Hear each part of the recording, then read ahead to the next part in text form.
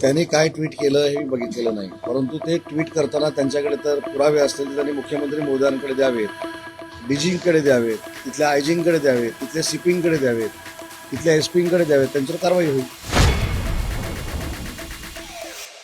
हे चर्चा जरी काही असल्या तरी त्या नुसत्या चर्चाच आहेत, परंतु आजच्या कॅबिनेटमध्ये आमच्याशी निगडीत म्हणजे उद्योग विभागाशी निगडीत आणि कोकणाशी निगडीत जे काही निर्णय झाले ते मी आपल्या मार्फत त्या संबंधित लोकांपर्यंत पोहोचवतो. एक पहिली गोष्ट म्हणजे आपल्याला माहिती आहे, कोकणामध्ये आंबा हे मोठं पीक आहे आणि आंब्यावर फार मोठं संकट आलेलं आहे. जवळजवळ 80% आंबा आणि त्याचं उत्पादन हे नष्ट झालेलं आहे निसर्गामुळं, आणि जी मदत केलेली होती ती कमी आहे अशा पद्धतीचं आंबा बागायतदारांचं म्हणणं होतं. तर हा मुद्दा मी स्वतः कॅबिनेटमध्ये मांडला आणि त्याच्यावर मुख्यमंत्री देवेंद्रजी फडणवीस साहेबांनी आणि एकनाथ शिंदे साहेबांनी कृषी विभागाचे, फलोद्यान विभागाचे आणि फायनान्स हे अशा 3 अधिकाऱ्यांना निर्देश दिलेले आहेत की कोकणाला त्याच्यामध्ये आपल्याला वाढ करून द्यायची आहे, त्याच्यामुळे तो तातडीनं निर्णय घ्यावा अशा पद्धतीचे आदेश त्यांनी या 3 अधिकाऱ्यांना दिलेले आहेत. दुसरा विषय उद्योग विभागाशी निगडीत होता. आखाती देशामध्ये युद्धजन्य परिस्थिती निर्माण असताना मी जो काही महाराष्ट्राचा दौरा केला आणि त्याच्यामध्ये पीएनजी गॅसच्या लाईन सगळीकडे टाकलेल्या आहेत, परंतु त्याची कनेक्शन्स मिळत नाहीत ही उद्योजकांची तक्रार होती.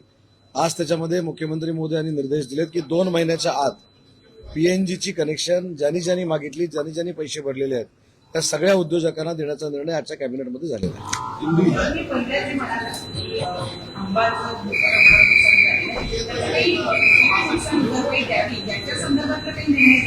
नाही, निर्णय झाला होता. हेक्टरी 22,000 रुपये द्यायचा निर्णय झालेला होता, पण त्याच्यामध्ये वाढ करावी अशा पद्धतीची मागणी मी आणि माझ्या साथीने नितेश राणेंनी केलेली आहे.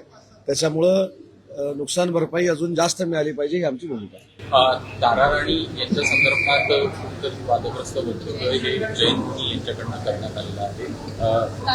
जैन होत्या आणि जैन पहिले अशा पद्धतीनं युद्ध हे केलेलं बघायला मिळतात. त्यासोबतच त्यांनी असंही म्हटलं आहे की संभाजीराजे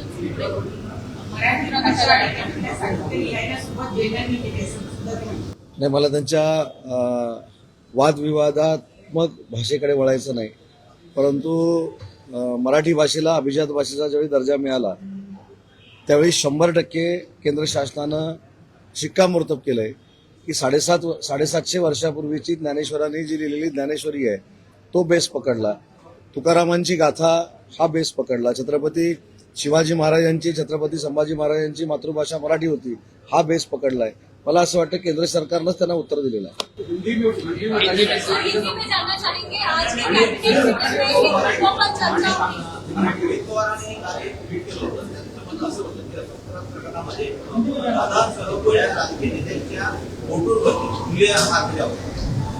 त्यांनी काय ट्विट केलं हे मी बघितलेलं नाही, परंतु ते ट्विट करताना त्यांच्याकडे तर पुरावे असतील तर त्यांनी मुख्यमंत्री महोदयांकडे द्यावेत, डीजींकडे द्यावेत, तिथल्या आयजींकडे द्यावेत, तिथल्या सीपींकडे द्यावेत, तिथल्या एसपींकडे द्यावेत, त्यांच्यावर कारवाई होईल.